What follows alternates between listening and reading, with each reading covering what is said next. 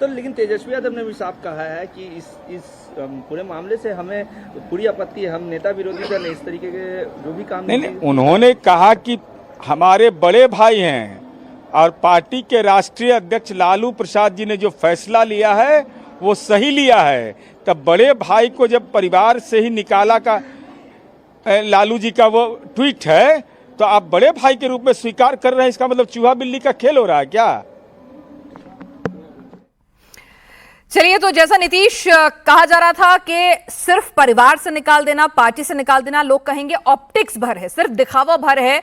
तेज प्रताप परिवार के साथ वैसे ही बने रहेंगे दुनिया के दिखावे के लिए, चाहे खुद से अलग कर लिया हो। और यही बात आने वाले दिनों में विरोधी पार्टियां जोर शोर से कहेंगी भी।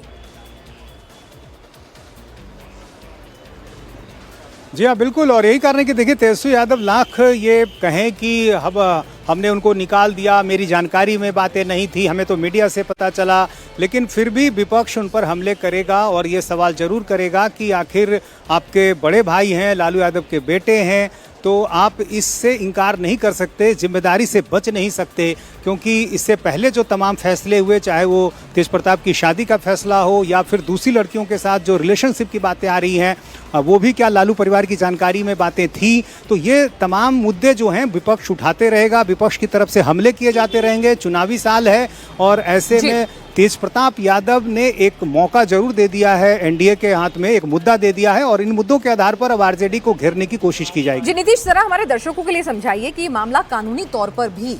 कितना मुश्किल भरा हो सकता है लालू प्रसाद यादव, उनके परिवार के लिए और खुद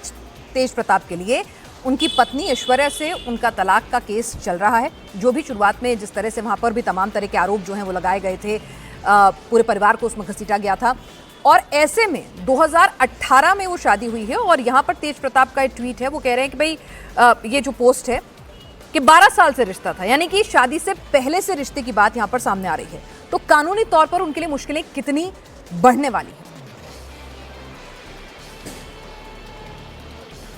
जी हाँ, बिल्कुल, कानूनी तौर पर उनकी मुश्किलें बढ़ेंगी। चूंकि उनका पोस्ट है, उसके स्क्रीनशॉट्स हैं,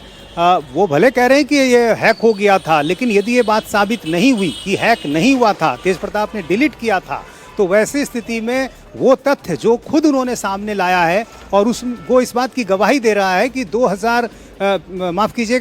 सालों से वो रिश्ते में है, 2018 में शादी हुई है, यानी शादी को अभी सिर्फ 7 साल हुए हैं। तो जब आप पहले से रिलेशनशिप में थे तो फिर ये शादी क्यों हुई, लालू परिवार ने ये शादी क्यों करवाई? और दूसरी बात कि चूंकि अभी ऐश्वर्या के साथ जो तलाक का मामला है वो अभी कोर्ट में लंबित है, उस मामले में अभी सुनवाई चल रही है, तो उससे पहले, तलाक